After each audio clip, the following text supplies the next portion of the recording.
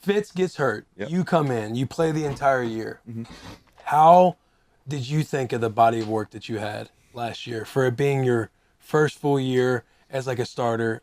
Pretty much like first full year in the league in general because you came in so late the year before. Yeah, I thought I did decent. There's a lot of games I felt like if I played a little bit better, we would have won. But again, we went through so much shit last year, whether it was off the field stuff, like you said, Shays, the unfortunate happening with him. We had a lot of family members on the team pass away, so they're going off to funerals. We had a bunch of people on COVID. Dude, your fucking trainer. Our head athletic trainer, we got raided by the freaking DEA week 4. So like yeah, and you were talking about taking pills too earlier. every week it was just like what's going to happen next, So through all that stuff, for us to have a chance to go to the playoffs there in week 17 against Philly, I think it was a good accomplishment. But again, we could have won 2 or 3 more games for the year and made the playoffs. So now, are you sitting back like after the year's over? Are you sitting back feeling like is this past year? Oh yeah, this is past year. Are you sitting back feeling like it's one of those situations where you're thinking they might bring somebody in, or you feel good about being the starter going into the next year?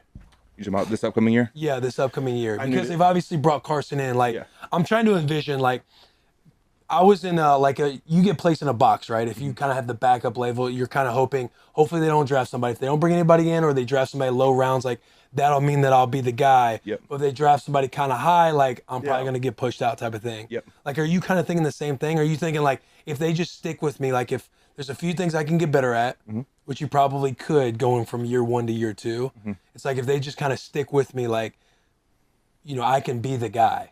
Yeah, obviously, I felt that way. But at the same time, I knew they were going to go get somebody. That was kind of the talk around the facility, around the city. So I knew they were going to go try and get someone, whether it was in the draft or in free agency. And it just so happened to be Carson. And then, Sam Howell falls to round 5. And he's probably the best player out there at that value. So we picked up Sam Howell. So we've been doing OTAs for the last 4 weeks. Rookies came in this week. Sam can sling it. Carson looks good out there, so it's gonna be a nice little battle. It's obviously Carson's job.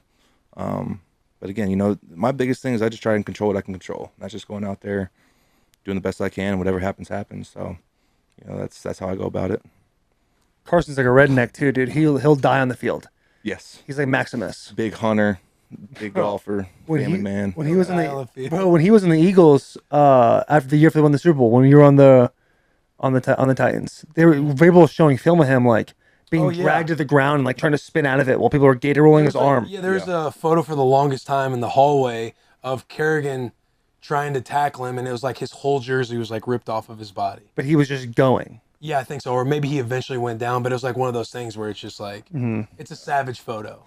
And it seems like from your career, what's happened so far in your career is opportunities seem to keep falling in your lap. I mean, whatever you want to call it, universe, whatever it is. But it seems like you've been in this situation before, so you're not sweating this type of deal. Yeah, I mean, it's nothing I haven't seen before. Like every year, you're clawing your way in, and you're trying to make a team. And it's no different this year. So yeah, it's nothing I'm new to. So it's kind of just more of the same. Just keep doing my thing. We'll see what happens. Is there anything when you reflect, like you had this past year where you're pretty much the full-time starter? The year before, all that happened, it went great. Kind of put you back in the league.